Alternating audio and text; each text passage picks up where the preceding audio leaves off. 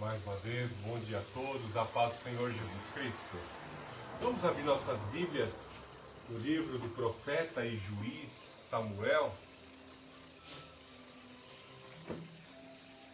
Primeiro livro do profeta e juiz Samuel, capítulo 30. Capítulo 30 do primeiro livro de Samuel. A destruição de Ziklag. Tá bem? Vamos ver os primeiros versículos até onde eu assim parar. 1 Samuel 30. 3 dias depois, quando Davi e seus homens chegaram à cidade de Ziklag, viram que os amalequitas haviam invadido o Negueb e atacado Ziklag. Tinham destruído e queimado a cidade. Não mataram ninguém, mas tomaram como prisioneiros as mulheres, as crianças e os demais e foram embora.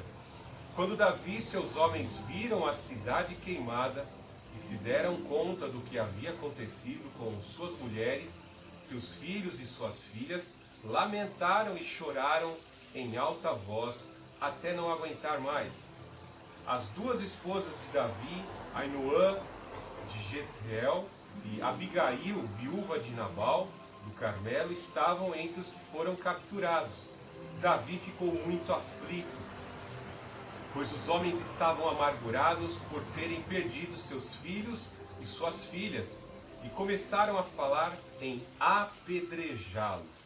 Mas Davi encontrou forças no Senhor, seu Deus. Senhor Deus Altíssimo, nós te invocamos neste momento, Pai Santo, para pregarmos a Tua Palavra. Pedimos a força que vem de Ti, meu Deus, diante de nossas perdas, diante das lutas que temos passado, diante das aflições, pedimos a Tua força. Buscamos forças em Ti porque reconhecemos a nossa incapacidade. O nosso corpo, Pai Santo, que é propenso às doenças, ao mal, em nome do Senhor Jesus Cristo, Pai. O Senhor nos trouxe até aqui. Ora, nos sustente, ó Senhor. Nós cremos que no Teu plano, no Teu propósito, na aliança que temos contigo, nós cremos no nosso Mestre, que é a nossa luz, o Senhor Jesus Cristo. Temos uma nova esperança em Cristo Jesus, o Senhor que ressuscitou. Cremos no Espírito que emana do Deus Altíssimo, que o ressuscitou dentre os mortos. Senhor Jesus Cristo, a Tua palavra não pode ser revogada, as Tuas promessas não podem falhar, independente das escolhas humanas. O que Tu determinas, Pai Santo, as coisas acontecem. Quando Tu dá ordem, os espíritos assim obedecem, porque Tu és supremo, Tu és absoluto, Tu és o Deus Altíssimo, poderoso El Shaddai. Cuida de nós, Teu povo, Pai Santo, pois buscamos de Ti a mensagem, pois buscamos de Ti a palavra, pois buscamos de Ti a orientação para as nossas vidas. Age poderosamente nesta manhã, rompe com os grilhões das trevas, com os grilhões do mal, ilumina o nosso ser, que a paz possa transbordar em nossos corações, que sintamos a Tua presença, pois desejamos mais de Ti, pois sem Ti nada somos, Pai. E assim nós glorificamos o Deus Altíssimo, glorificamos o Senhor Jesus, glorificamos o Santo Espírito. Usa a minha vida, ó Pai Santo, eu coloco os meus sentidos humildemente à Tua inteira disposição. Amém. Veja que situação trágica Davi se encontrava. Já imaginou uma situação como essa? Você com os seus 600 homens, se colocando na posição de Davi, é claro, chegando à cidade que lhe fora fornecida pelo rei Aquis, e de repente você voltando até feliz porque Deus fez algo. Dentro de alguns instantes eu vou contar o que Davi assim recebeu de bênção do Senhor. Ele vinha ali com seus 600 homens alegres e de repente eles veem aquela fumacinha ao longe na direção da habitação onde eles moravam, a cidade de Ziklag. E vejam que a destruição foi terrível. Saquearam toda a cidade de Ziklag, tomaram as mulheres, os filhos e filhas e trouxeram uma terrível amargura, uma terrível tristeza para todos aqueles homens. Fique imaginando a amargura daqueles homens. O texto de Samuel aqui é bem claro em dizer que eles lamentaram e choraram em alta voz, gritaram em alta voz. O que será agora das nossas vidas? Que perda terrível, que sentimento de perda. E veja que o negócio se agravou de tal forma que aqueles homens que antes, aqueles 600 que não tinham rumo, que seguiam a Davi, pois Davi era o seu orientador, eles, num momento abrupto de ira, colocaram a culpa daquele acontecimento sobre Davi e intencionavam apedrejá-lo. Que situação terrível! Sua vida já passou por situações semelhantes? Talvez a sua casa não pegou fogo, seu patrimônio não pegou fogo, mas talvez você chegue em casa e você encontre alguns focos de incêndio. Você vê que aquela chama está crescendo naquela área, está queimando aquilo que é uma área da tua vida, algo importante dentro da tua casa, e você não pode fazer nada. Isso só te faz chorar. Às vezes é a perda de um ente querido que faleceu, está sendo consumido por uma enfermidade. Às vezes é um marido que te aborrece, é um marido que não é fiel, é um marido que adultera. Às vezes é um filho que está sendo perdido para as drogas. Às vezes é uma filha que não obedece, vive uma vida libertina. Às vezes você saiu pela manhã para ir para a igreja, e quando você chegou, você vê lá seu filho dormindo até as 2 horas da tarde, porque passou a madrugada numa balada. Existem coisas que realmente são semelhantes a esta situação de Davi. Incêndios, focos de incêndio, destruição, perda e roubo. O quão terrível é. Talvez você se lembre quando você era uma jovenzinha dentro da igreja e você orava a Deus pedindo um marido. Você pedia: eu quero moreno, alto, os olhos verdes. Deus, na estrada da vida, Deus preparou um marido assim para você. E de repente, com o tempo, aquele marido deixou de ser daquele jeito amável com você, começou a esfriar, e de repente, como os amalequitas, uma amalequita vem e começa a tomar e a roubar gradativamente aquele marido que era teu. Já sentiu essa situação? Um amigo meu, né, que comprou um carro lá novinho, né? E de repente ele emprestou o carro para o filho, e o filho saiu no sábado à noite. Quando o filho estava estacionando o carro, os bandidos renderam na porta de casa e tomaram o veículo. Situações de perda, situações de roubo, situações de focos de incêndio, está queimando, a doença consumindo, sentimento de perdas sentimentais, distúrbios emocionais conflagrados pelo inimigo que fica esperando o momento certo para nos saquear. O inimigo aguarda o momento certo para poder saquear. Coisa interessante é que, se nós buscarmos aqui os antecedentes que levaram a este terrível incidente, a este terrível infortúnio que Davi e os seus homens estavam passando, vamos encontrar-se aí no capítulo 27 de 1 Samuel. Nós vemos que Davi era um homem que tinha a unção de Deus, e breve, no tempo de Deus, ele haveria de ser colocado como o rei de Israel. O profeta e juiz Samuel, assim foi na casa de Jessé, e ali, dentre os filhos, Eliabe e Samar, que eram os mais robustos, que lutavam no exército, Samuel até pensava que seria algum deles, mas não era nenhum deles. Era um bronzeado, de cabelo ruivo, muito formoso, cheirando a campo, cheirando a ovelha, que haveria de ser colocado como rei. E vemos as histórias de Davi que realmente nos emocionam. Ele é o homem segundo o coração de Deus, pois todos nós encontramos nele a nossa adoração, a nossa obediência, as nossas falhas, as nossas penitências no caráter de Davi. Não entrarei no mérito de todos esses aspectos, mas uma coisa é bem certa: ele é um homem segundo o coração de Deus, porque nós nos espelhamos nele. E vemos a vitória dele, a primeira grande vitória contra o leão e o urso, protegendo o rebanho do seu pai. Vemos a vitória dele contra o gigante Anaquim, Golias. Vemos ele ao lado do rei Saul, seu futuro sogro, obtendo vitórias. E as vitórias foram aclamando ele, exaltando ele como alguém que haveria de ser um grande comandante.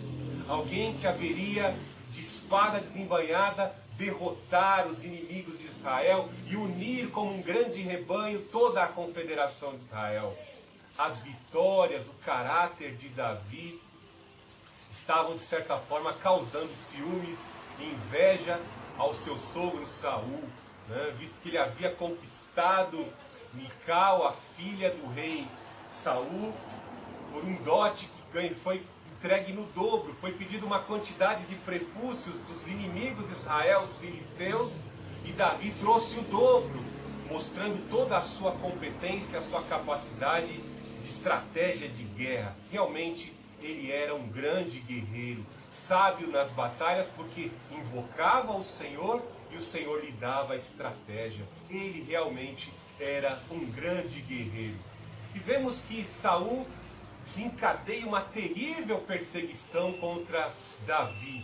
E vemos também algo terrível, paralelamente a esses acontecimentos, os pecados do rei Saul. Nós vemos que Saul cometeu uma falha lá atrás, no início, quando ele assim foi incumbido, por meio da Jihá, obedecendo à lei de Moisés, exterminar os agaguitas, os amalequitas, e ele não concluiu essa obra. E vemos que Samuel, como juiz e profeta, tece um terrível juízo sobre a vida dele, dizendo que ele não seria mais rei, dizendo que ele seria rejeitado e que Deus levantaria um homem segundo o seu coração para conduzir o seu povo. A maldição foi tecida ali, o juízo foi tecido ali. E vemos que agora, unindo a tudo isso que eu já falei, vemos que a perseguição de Saul contra Davi foi algo terrível. Numa nação que é do tamanho do estado de Sergipe, Saul não conseguia pôr as suas mãos em seu genro Davi. Não conseguia, porque o Senhor estava com ele. E aí nós podemos trabalhar em vários aspectos dessa história, mas vemos que Davi poderia ficar um tanto que confuso. Onde está a promessa de que eu seria o rei? Onde está a promessa de que o reino seria colocado em minhas mãos se o meu sogro me persegue? Eu vou ter que sair do território de Israel e ir para a terra dos inimigos. Porque somente lá, entre os inimigos do rei, do meu sogro, eu poderia encontrar asilo. Né? E vemos que ele consegue esse asilo junto a um inimigo do rei de Israel, Saul, o rei Aquis. E vemos que Davi, nessa época, um trecho muito importante da história que se correlaciona com esse texto aqui, é ele ter encontrado 600 homens que estavam sem rumo. 600 homens que viviam às margens da sociedade. Homens endividados, pessoas que nos dias de hoje seriam os excluídos. E Davi, ao encontrar-se com esse homem, com esses 600 homens, e com seu testemunho de vida, ele consegue inserir o rumo que ele tinha pelas promessas de Deus na mente destes homens. E uma aplicação muito importante para as nossas vidas é que nós, muitas vezes, mesmo passando por lutas, perdas, enlutados, nós conseguimos, pela presença do Espírito do Senhor Jesus Cristo em nossas vidas, fornecer, transmitir pelo testemunho e pela palavra pregada, estímulo de vida para aqueles que estão ao nosso redor, como aqueles 600 que não tinham rumo. Estavam sem rumo na vida. Para onde nós vamos? O que nós faz? Somos vagabundos, graças a Deus. Isso já virou até nome de filme, né? Agora, com Davi, eles tinham um rumo. Eles tinham uma meta. Tem um sentido para a vida. E o que Davi fez? Ele começou a pôr em prática toda a competência que lhe era inerente. O chamado de Deus, o dom de Deus, a unção de Deus e as competências que ele tinha, que eram inerentes a ele. A coragem e a habilidade com as armas. Habilidades e as estratégias em guerrilha. Tudo que ele aprendeu, agregava a ele virtude e valores. E de repente, como é bom você ter um general que é hábil nas batalhas. Como é bom você sentir, meu time está ganhando. O Deus Altíssimo aprova o meu líder. É muito bom seguir a Davi. Não tem batalha perdida. Como é bom, né? Você tem um pastor que é honesto, um pastor que tem uma palavra de sabedoria, um pastor que é amigo. Tão bom você liga. Muitas pessoas às vezes ligam, usam meu telefone às vezes não para, né? Vou buscar o Disque Pastor, né? Você ali recebe o conselho, você recebe ali a palavra de Deus. Ai, pastor, tá bom, agora estou mais aliviada. Não é bom? Então esses 600 homens agora tinham um rumo. Isso é muito bom. O Senhor é o meu pastor e nada me faltará. Você crê nessa promessa? Agora você tem rumo. Você não é mais os 600 filhos de Belial, imprestáveis. O mundo pode até te chamar de imprestável. Não. Para Deus você presta. Agora você tem sentido para a vida em Cristo Jesus. Pois Ele é o caminho, a verdade e a vida. E vemos aqui que Davi estava com esses 600 homens. E o que ele fazia? Ele fazia algo muito interessante. Com essa capacidade que ele tinha, e ele prestava serviço a Aquis, o rei, um dos reis filisteus, que era inimigo de Saul, né? Ele pilhava ali os inimigos de Israel, os agaguitas, que eram os amalequitas, outros homens, até anotei aqui, os nomes são difíceis de falar, né? Está no capítulo 27, verso 8, de 1 Samuel. Subia Davi com seus homens e dava contra os Gesuritas, Gersitas, os amalequitas, porque esses eram moradores da terra, desde Tela, na direção de Sur, até a terra do Egito. Davi feria aquela terra e não deixava com vida nem homem nem mulher. Tomava as ovelhas, os bois, os jumentos, os camelos e as vestes e voltava e vinha ao rei Aquis. Está anotando aqui? O que ele fazia?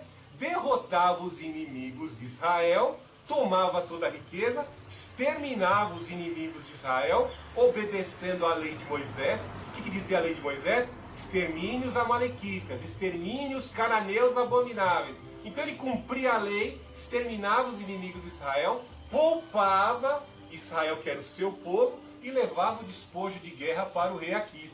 E o rei de Aquis, abriu o sorrisão. Davi, você é espetacular. Eu vou destituir meu comandante filisteu e vou te colocar como meu guarda pessoal. Olha que situação. O rei Aquis colocou Davi como seu guerreiro de guarda pessoal. Quando eu contratei você como mercenário, eu estou muito mais rico do que antes.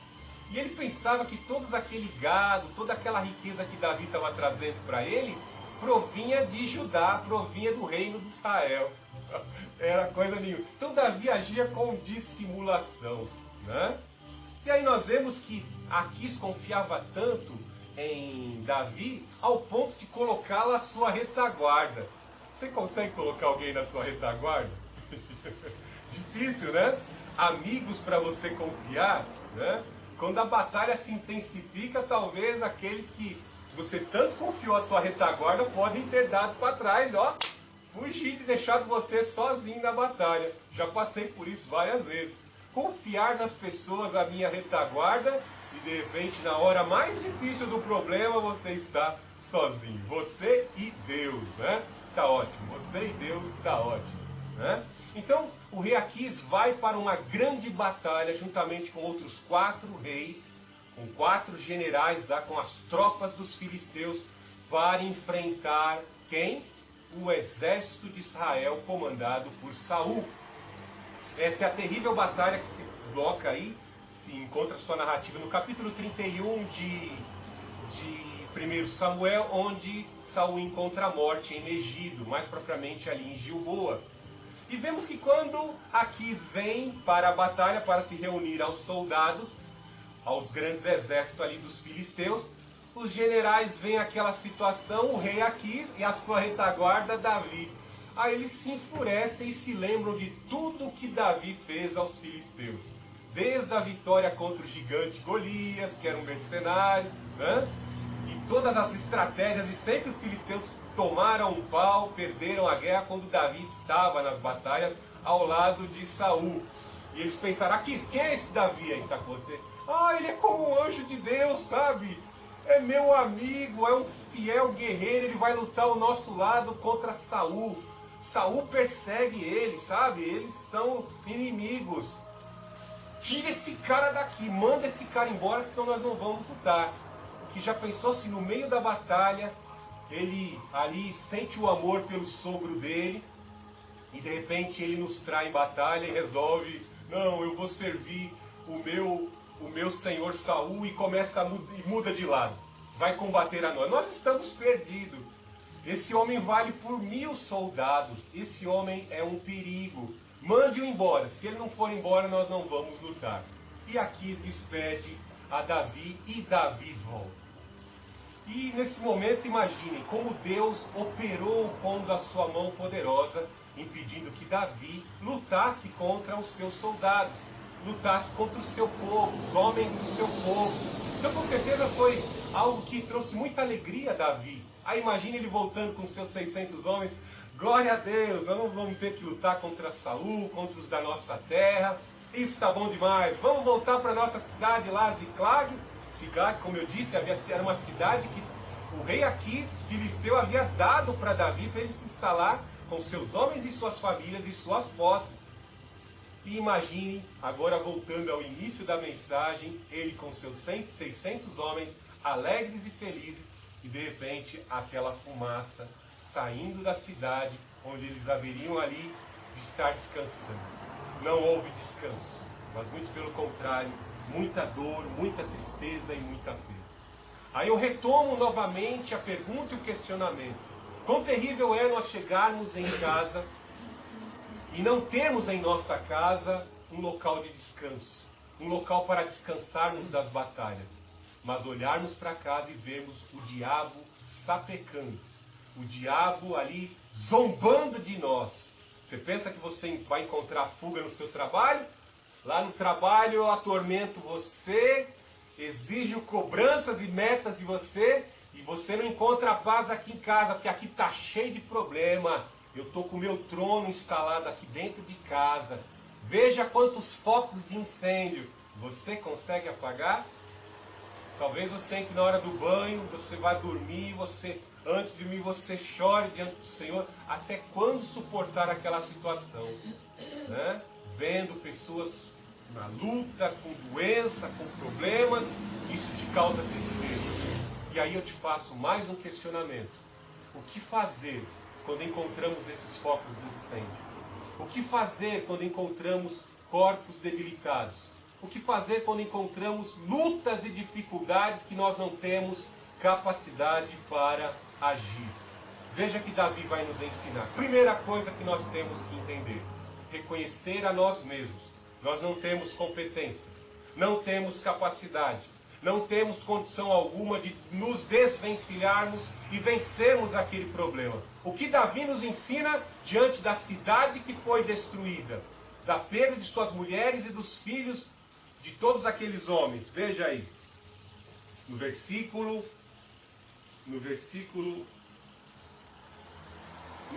6, no final do versículo 6, mas Davi encontrou forças no Senhor seu Deus. Encontrar forças em Deus.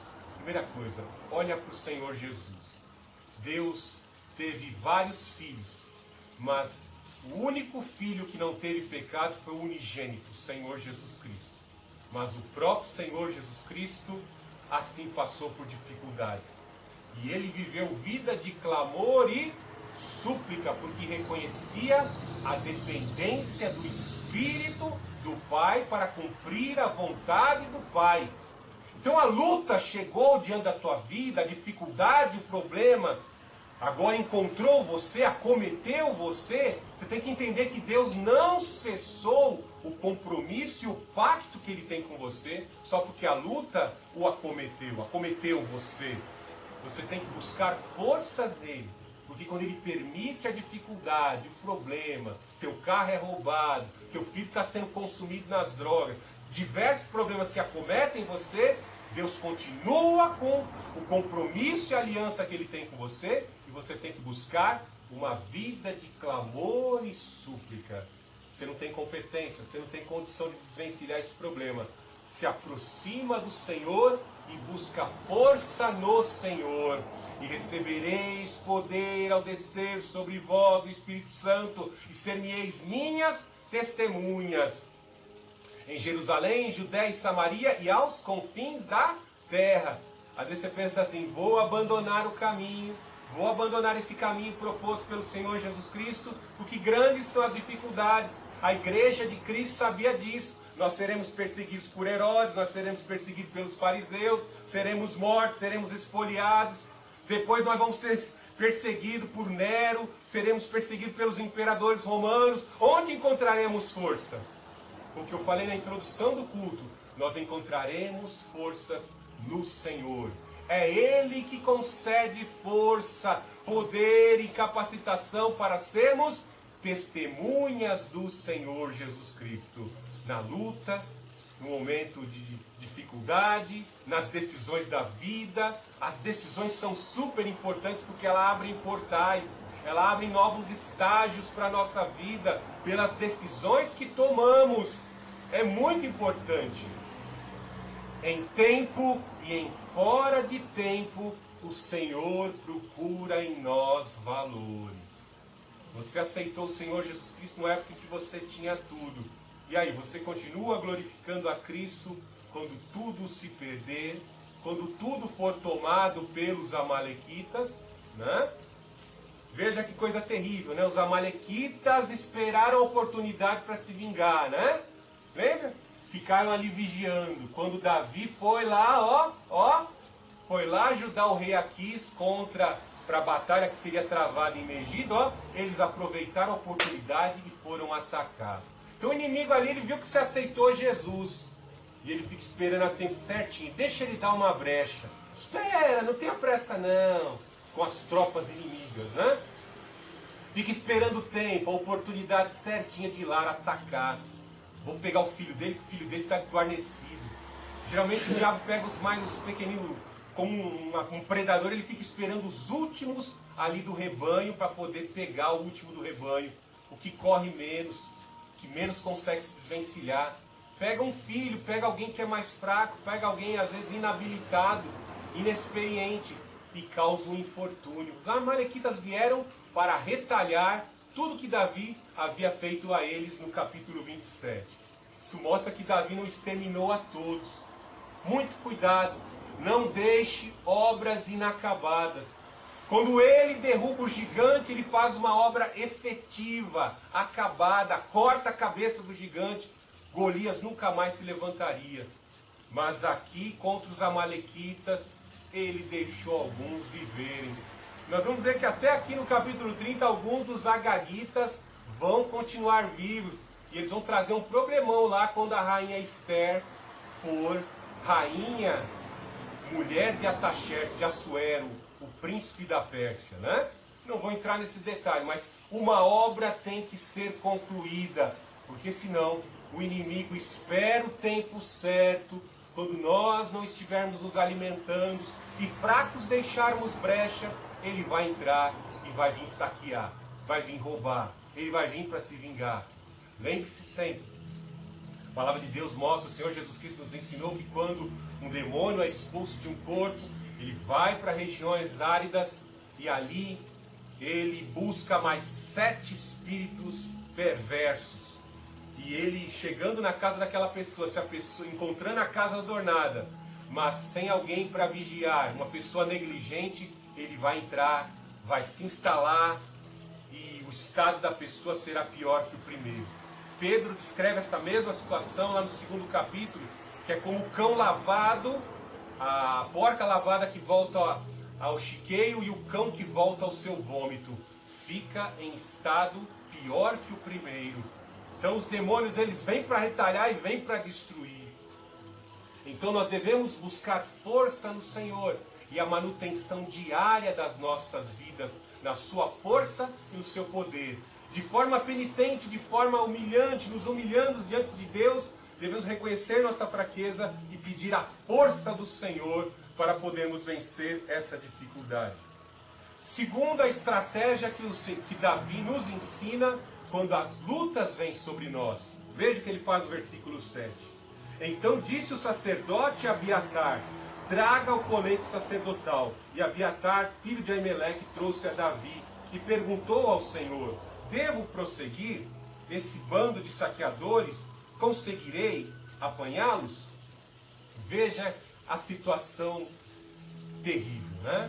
Aqueles 600 homens que não tinham rumo, não tinham perspectiva de vida, encontraram vida, encontraram razão para viver em Davi, porque Davi, por meio das estratégias e das batalhas, estava fornecendo suprimento, financiando 600 homens com suas mulheres e filhos. Então era uma população grande que passava, com certeza, de talvez 1.200, 1.400 pessoas. Para eles terem uma cidade em si, um vilarejo, era um grupo grande de pessoas na qual Davi estava trazendo, por suas estratégias de guerra, suprimento para todas aquelas famílias. Veja que aqueles 600 homens, um grupinho ali revoltado com o problema, um grupinho revoltado que não entende o que Deus está fazendo e que Ele está no controle, começaram a conspirar. Davi não é guerreiro coisa nenhuma. Como é que ele deixou lá? Ó, tinha que ter matado todos os amalequitas, tinha que ter matado os inimigos. Olha o que nós estamos passando agora. Terrível, né? Eu já citei isso aqui em mensagem, que muitas vezes nós entramos numa igreja no meio do povo de Deus. E às vezes nós fazemos amizades, mas passam-se os anos, aquelas pessoas não vão ser mais nossos amigos porque sentem inveja do que você conquistou, sentem inveja da sua posição. Você busca mais a Deus, recebe o poder de Deus, começa a ser usado, e você começa como Saul. Algumas pessoas começam como Saul a sentir inveja de você, e já não são mais seus amigos. Quando você entra na faculdade, é uma alegria, aquele sentimento de orgulho. Mas quando você já está ali no segundo, terceiro semestre, os grupos já estão desformados, porque já existe a discordância das ideias, e os grupos já não têm mais, não conseguem, como engrenagens, fazer o mecanismo acadêmico funcionar. E existe o conflito, a disputa de egos, terrível. Aí só quando está lá no último mês de aula é que eles vão se beijar, se abraçar. Ai, foi tão bom ter estudado com você. Vou sentir sua falta. Toda aquela hipocrisia, né? É assim. O que é mais terrível ainda é no reino de Deus? Presta atenção nisso. Não é um mar de rosa a igreja, porque igreja são pessoas retiradas do curso do mundo e colocados dentro da congregação para serem orientadas pela palavra de Deus. Então tem toda a sorte de filho de Belial dentro das igrejas que estão sendo aperfeiçoados pelo Espírito Santo. Lembra de Demas? Não era discípulo do apóstolo Paulo? Né? E o que o Demas escolheu num certo estágio da viagem? Escolheu as coisas do mundo. Abandonou a sã doutrina. Ó, Paulo, essa doutrina tua aí é muito rígida, é muito pesada. Eu tenho que buscar uma coisa mais conveniente, sabe? Eu não consigo me desprender do mundo. E eu preciso fazer um evangelho aqui meia boca, um evangelho mais ou menos, para mim poder satisfazer também o meu egoísmo, porque eu ainda não consegui esvaziar meu egoísmo. Você já esvaziou, Paulo, eu ainda não. Contaminação, né? Assim como você faz limpeza no teu computador, assim como entra vírus dentro do teu smartphone, isso pode contaminar o aparelho. Mensagens erradas podem contaminar o teu caráter espiritual e você pode ficar desorientado, desfocado. Aí você vai viver um evangelho de conveniência e não um evangelho que leva você à santificação. Pois sem santificação ninguém verá a Deus. Incrementos. Veja a igreja romana, católica romana, no que ela se transformou. Se transformou num panteão de todos os deuses da Europa. De todo ocultismo, até loja maçônica tem dentro do Vaticano, fazendo concessões. Veja a igreja lá em Atos dos Apóstolos e veja o que é o Vaticano hoje, no que se tornou. E ainda recebe o nome de cristianismo. Complicado. Então, aqueles 600 homens conspiravam contra Davi, desejavam matá-lo. Mas o que ele faz aqui? Ele consulta o sacerdote, para esses homens pararem de reclamar e para eles perceberem que Deus está no controle, por maior seja o infortúnio, o sacerdote consulta o Senhor, o servo de Deus. Procure um servo de Deus, um servo que conhece a palavra de Deus. Busque orientação, lâmpada para os meus pés é a tua palavra e luz para os meus caminhos. Busque a orientação na palavra de Deus. Busque respostas de Deus com o joelho dobrado. E Deus vai interferir por meio do sacerdote, por meio do profeta, por meio da palavra. E o sacerdote, como profeta, diz: vai, usou Urim e Tumim, que eram duas pedras místicas da estola sacerdotal, que orientavam o sim e o não conforme as perguntas. E vemos que diante do questionamento do sacerdote, assim, que era o questionamento do povo, eles foram orientados, Davi foi orientado a prosseguir, perseguir o inimigo e a conquistar tudo de volta. Veja que ele fala: e o Senhor lhe respondeu: sim, vá atrás dele, certamente conseguirá recuperar tudo que foi tomado de você. Tudo que foi tomado de você. O marido é teu, não é da amante. O filho é teu, saiu de você. As drogas não podem consumir o teu filho. Continua orando, continua clamando. A causa é tua, você é justo, você não roubou ninguém. É você que tem que vencer lá no tribunal. O juiz pode ser maçom, dos quintos dos infernos, agente do capeta. Você é filho do juiz supremo. Teu advogado é o advogado supremo, o Senhor Jesus Cristo. Não tem que ter medo dessas pessoas não, que são agentes do diabo. Assim como o profeta abriu os olhos do servo, maior é o que está em nós do que aquele que está no mundo. Se encoraje por essa palavra. Aquele que está conosco é mais poderoso. O poder dessa fé está debaixo dos pés do sumo advogado, do sumo médico dos médicos, o Senhor Jesus Cristo. Vá que é teu, toma posse do que é teu, não entregue os pontos para o inimigo. Veja que dos 600 homens, 200 ficaram cansados. Já vinham daquela viagem de 3 dias e ficaram cansados.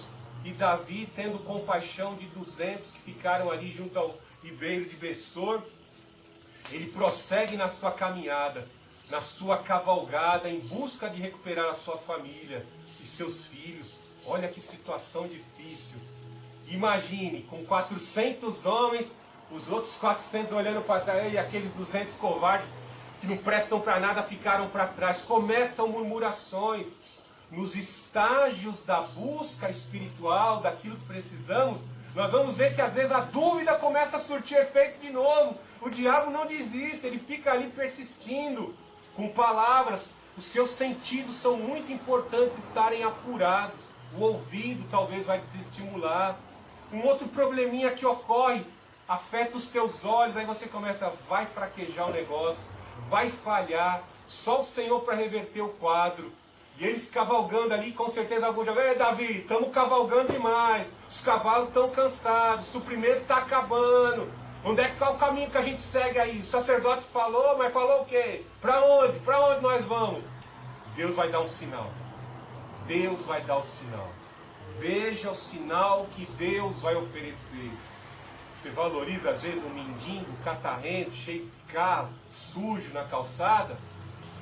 Veja o que Deus vai fazer aqui, ó. Aprenda a não desprezar um cachorro na rua, um gato, uma aranha, um inseto, uma pedra que você tropece.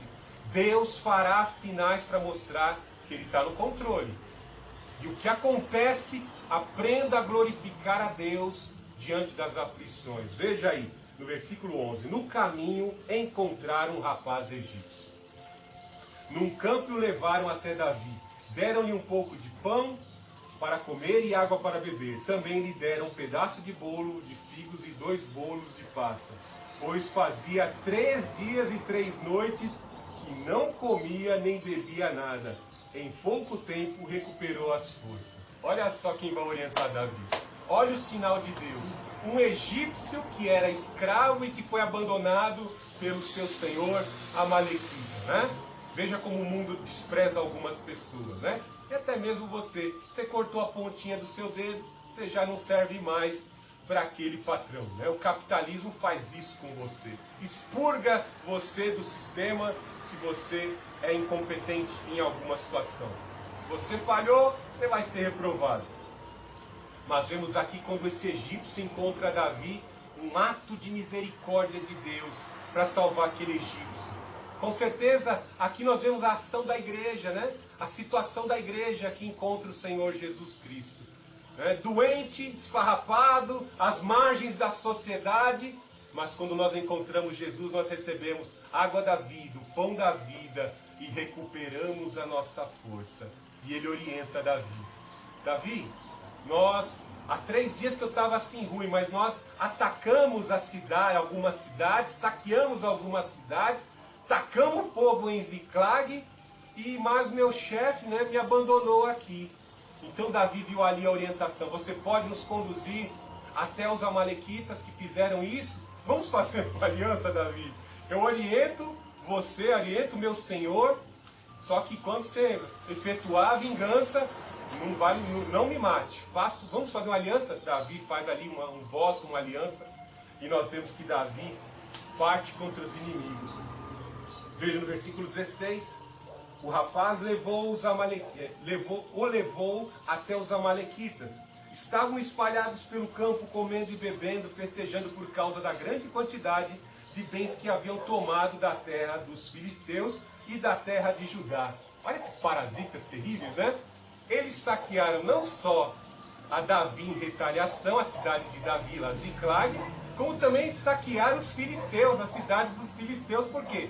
Os filisteus estavam preocupados com a guerra, destruir Israel. Isso é uma grande lição para nós. O inimigo fica esperando, deu as costas, vacilou, abriu brecha, ele ataca. Palavras mal pensadas e faladas abrem brecha para a atuação do diabo. Alianças profanas que podem nos trazer o ônus e consequência dessas decisões. Fique atento na tua vida para não colher estas sequelas. Então Davi ali mais uma vez usou de estratégia, com certeza pela orientação do Senhor. Então ali estavam os amalequitas festejando a riqueza que eles roubaram dos filisteus, da cidade de Ziclag, ali alegres e felizes, contabilizando os lucros, se encheram a cara de vinho e mosto, embriagaram-se.